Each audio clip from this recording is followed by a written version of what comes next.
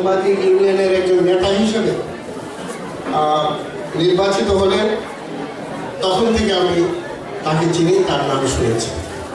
আর তার সাথে আমার সাক্ষাৎ হয়েছে ঢাকা, নিউ ইয়র্কে আমাদের এই পত্রিকা অফিসে। সে সময় আমার একজন সহকর্মী ছিলেন, সহযোগী ছিলেন জনাব মঞ্জুর আহমেদ। তিনি দৈনিক বাংলার স্পেশাল করেসপন্ডেন্ট ছিলেন। তিনি আমাদের পত্রিকার সাথে সংশ্লিষ্ট ছিলেন নিউ ইয়র্কে আসার পরে। তিনি আমাকে বললেন যে আব্দুল কাদের মোল্লা এসছেন, তিনি তো আমাদের সাংবাদিক ইউনিয়নের লোক, আমাদের এই দলের লোক, তো আপনি যদি বলেন তাহলে আমি তার সাক্ষাৎকার নিতে পারি। তখন আমি বললাম যে না, আমার তো কোনো আপত্তি থাকার কথা না, আপনি তাকে নিমন্ত্রণ করেন। তো তিনি আমাদের নিমন্ত্রণ গ্রহণ করলেন, আমাদের অফিসে আসলেন। তো সেই সময় তিনি অনেক দীর্ঘ সাক্ষাৎকার দিয়েছিলেন এবং সেই সাক্ষাৎকারটি আমাদের পত্রিকায় ছাপা হয়েছিল। তবে যাই হোক, সেই সময়ের একটি ছোট্ট ঘটনা আমি তার বলি। তিনি অত্যন্ত রসিকজন ছিলেন, খুব স্বাভাবিকভাবে কথা বলে এবং খুব একটা সত্য বাস্তব কথা দিয়েও তিনি মানুষকে হাসাতে পারতেন। তো একটা সময়ে তিনি মানুষের সম্পর্কে, বাংলাদেশের মানুষের স্বভাব সম্পর্কে এবং বীর ভক্তি এই প্রসঙ্গে উনি আলোচনা করছেন। তো তিনি বলেন যে দেখেন, আমি তো কলেজে পড়াই, তো আমার ছাত্ররা আমাকে খুব ভক্তি করে এমন যে আমাকে কোনো কাজ করতে দেয়। তো উনি উদাহরণ হিসেবে বলেন যে আমি আমার ঘরের চাল বানানোর জন্য বা কোথাও কোনো একটা মেরামতের কাজে আমি একটা বাঁশ কিনেছি, যে বড় বাঁশ বাজারে পাওয়া যায়, সেই বাঁশ কিনেছি। তো বাঁশটা নিয়ে আমি রাস্তা দিয়ে যখন বাড়ির দিকে যাচ্ছিলাম, তো রাস্তায় আমাকে অনেকবার থামতে হয়েছে। তো আমরা অবাক হয়ে তাকে এলাম যে তিনি তারপরে কী বলে যে যখনই রাস্তায় একটু হাঁটি সামনে বাড়ি, তো একজন সালাম দিয়ে, স্যার আপনি কোথায় নিয়ে যাচ্ছেন, এটা আমাদের হাতে দেন, এরকম অবস্থা। ওনার বলে যে আমাকে আর নিতে দিল না, বাসা পর্যন্ত নিতে দিল না।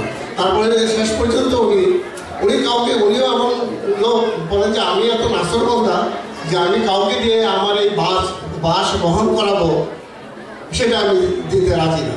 সেজন্য তিনি রাস্তার ধারে দাঁড়িয়ে রইলেন এবং বলে যে আমাকে অন্ধকার হওয়া পর্যন্ত অপেক্ষা করতে হলো এই বাসটা বাসায় নেওয়ার জন্য।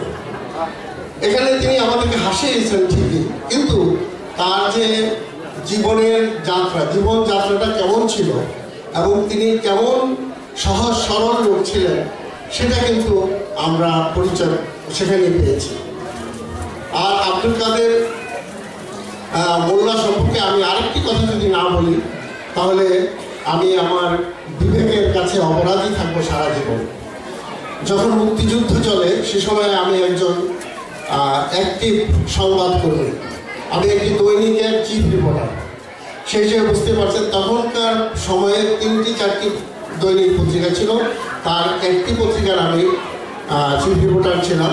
সেই হিসেবে আমাকে সারা পূর্ব পাকিস্তান, তৎকালীন পূর্ব পাকিস্তানের বিভিন্ন অঞ্চলে আমাকে যেতে হয়েছে এবং ঢাকায়, বিশেষ করে মিরপুর এলাকায় আমি বেশি গিয়েছি। ঢাকা শহর, পুরানো ঢাকা আমার খুব ভালো চেনা।